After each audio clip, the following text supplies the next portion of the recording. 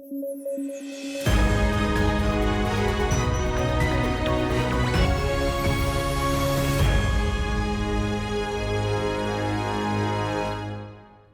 News at 9 programme में आपका स्वागत है। मैं हूं अमृत उपाध्याय। आइए जल्दी से देखें आज की हेडलाइंस। मोदी 3.0 की हुई शुरुआत, संसद सदस्य के तौर पर ली शपथ। वाराणसी से सांसद हैं प्रधानमंत्री नरेंद्र मोदी। कोझिकोड को यूनेस्को सिटी ऑफ लिटरेचर का मिला दर्जा। भारत से इस कैटेगरी में शामिल होने वाला पहला शहर। इतिहास में मसालों के लिए मशहूर था कोझिकोड। और इंटरनेशनल शुगर ऑर्गेनाइजेशन की काउंसिल की मेजबानी भारत के पास है। यूएन से संबद्ध बॉडी है आईएसओ। शक्कर का सबसे बड़ा उत्पादक देश है भारत।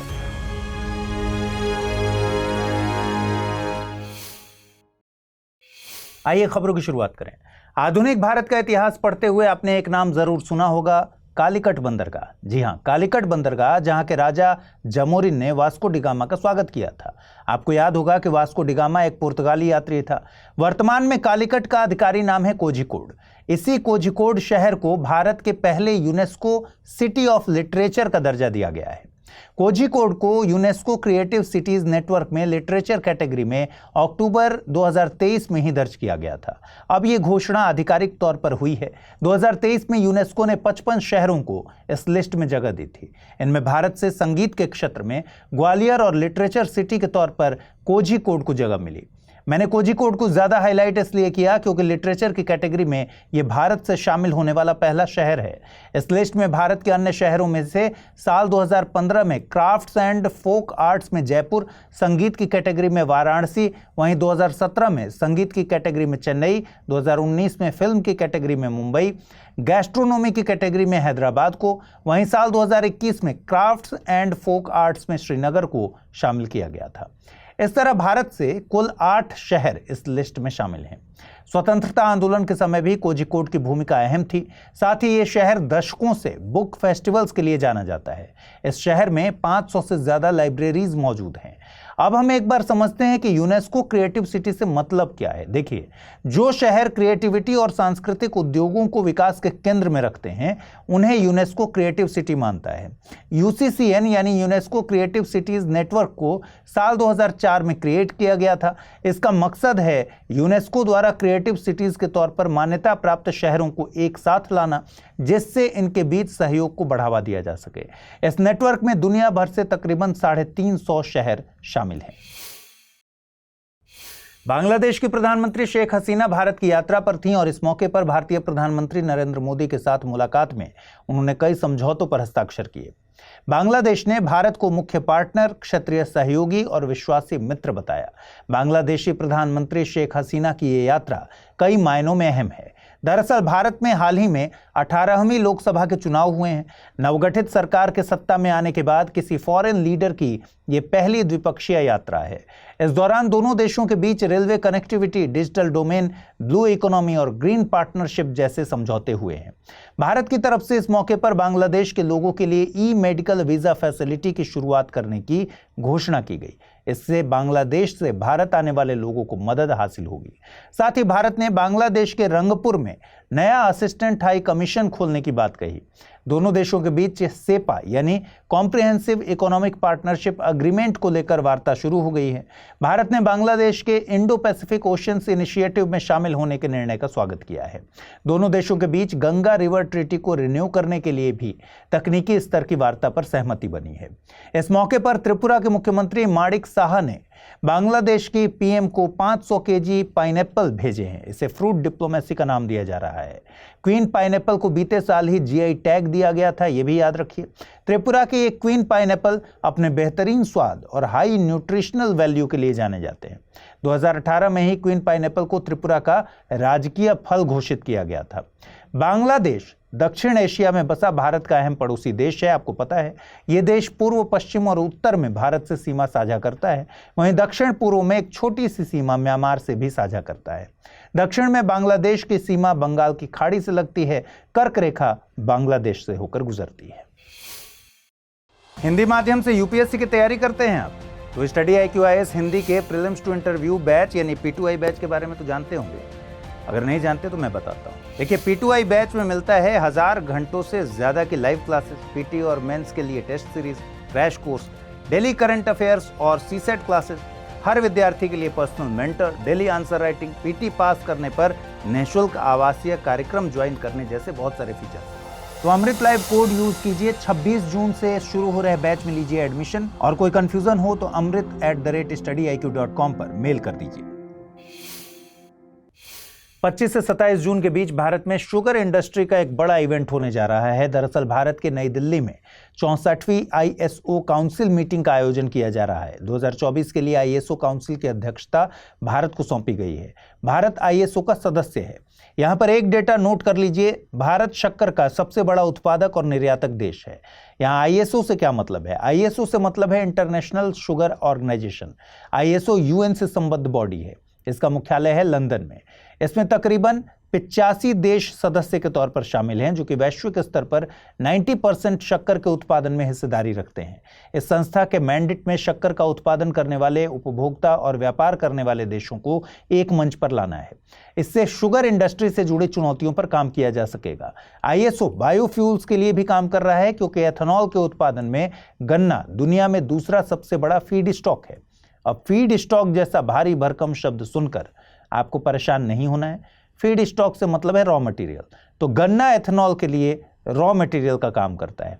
एथेनॉल यानी एथिल अल्कोहल एक तरह का अल्कोहल है, जिसे वाहनों के पेट्रोल में मिलाकर गाड़ियों में फ्यूल की तरह इस्तेमाल किया जा सकता है। और इसका प्रोडक्शन गन्ने की फसल से होता है, लेकिन शर्करा वाली कई अन्य फसलों से भी इसे तैयार किया जा सकता है। अब यहाँ पर शक्कर के उत्पादन में सबसे अहम फसल गन्ना के बारे में भी कुछ बेसिक बातें जाननी चाहिए। गन्ना भारत की महत्वपूर्ण व्यापारिक फसल है और यह उष्णकटिबंधीय जलवायु में 20 से 27 डिग्री सेल्सियस टेम्परेचर में और 75 से 120 सेंटीमीटर वर्षा में उत्पन्न किया जाता है। भारत में गन्ने के उत्पादन में उत्तर प्रदेश पहले स्थान पर है। परंपरागत तौर पर गन्ने के उत्पादन में भारत का उत्तरी मैदान गन्ना उत्पादन में सबसे आगे है, लेकिन 60 के दशक के बाद दक्षिण भारत में इसके उत्पादन में वृद्धि हुई है। उपयुक्त जलवायु के चलते दक्षिण भारत में गन्ने की प्रति हेक्टेयर उपज उत्तर भारत की तुलना में अधिक है, यह भी याद रखिएगा। दक्षिण भारत के गन्ने में शर्करा की मात्रा भी ज्यादा होती है।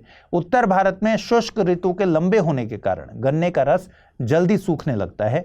वहीं दक्षिण भारत में आर्द्र समुद्री जलवायु होने के कारण गन्ने में रस की मात्रा बनी रहती है। इस खबर की अहमियत को समझने के लिए साल 2024 में ही यानी इसी साल आए एक प्रश्न पर गौर करिए।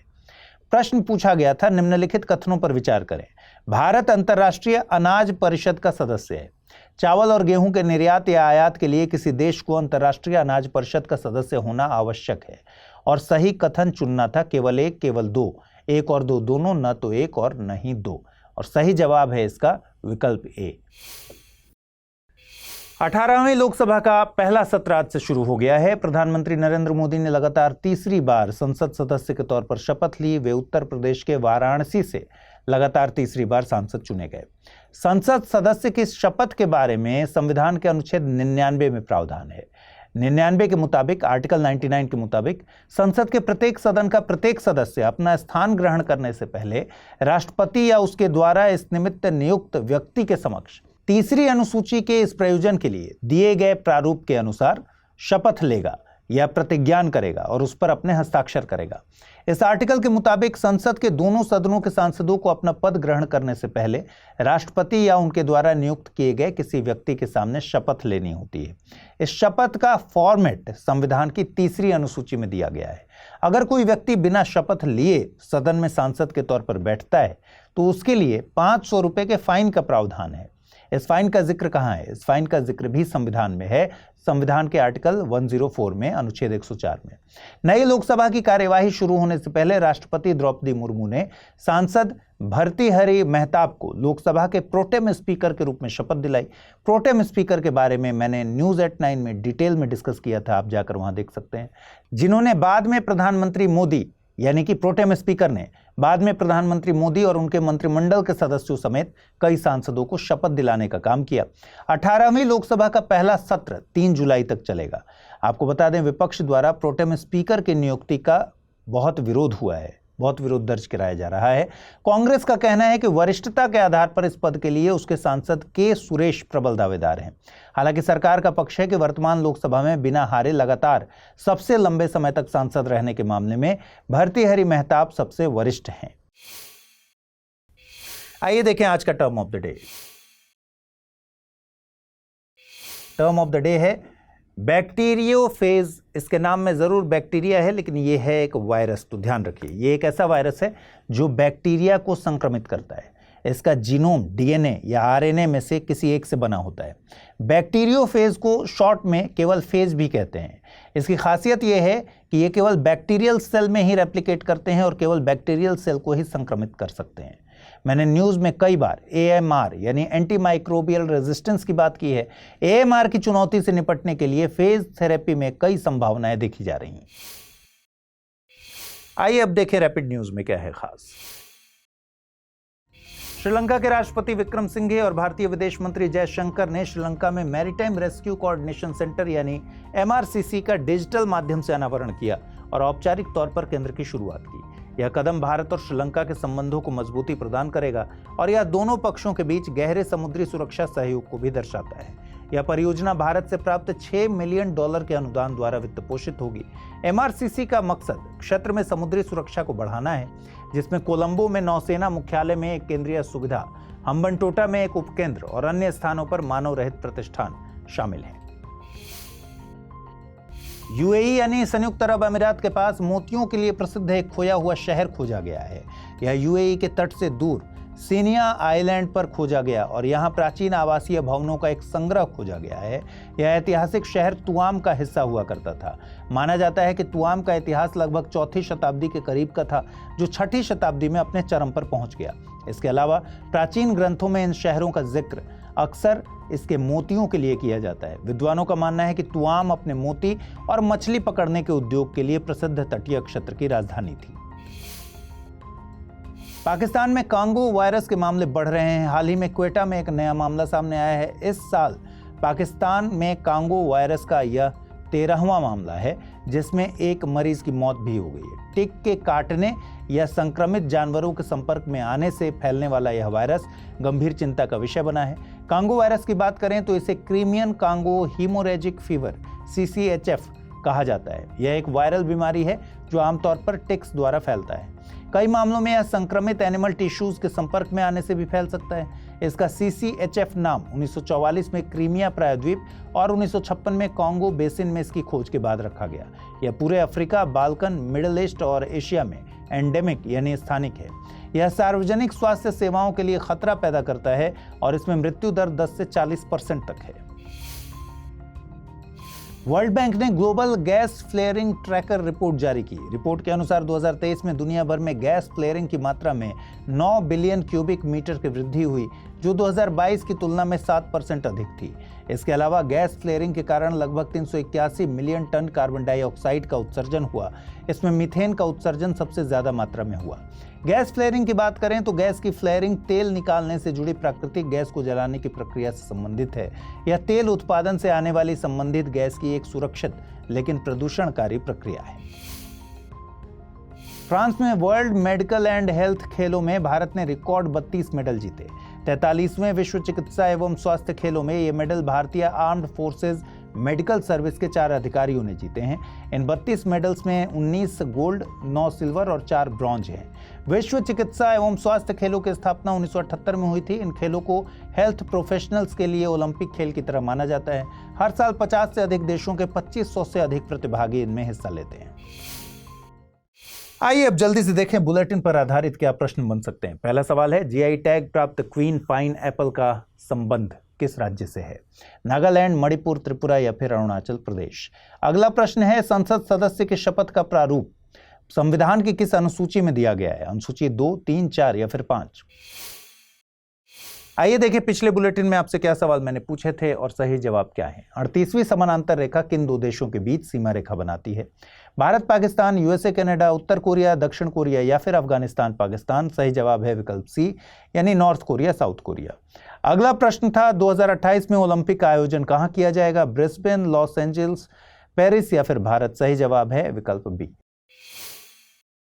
तो आज इस बुलेटिन में इतना ही। कल रात 9 बजे आपसे फिर से मुलाकात होगी। ख्याल रखिए अपना, ठीक से पढ़ाई कीजिए। अमृत उपाध्याय 007 टेलीग्राम चैनल है जिस पर इसकी PDF रोजाना मिलती है और आज पूछे गए सवालों का जवाब भी देना है कमेंट बॉक्स में। नमस्कार।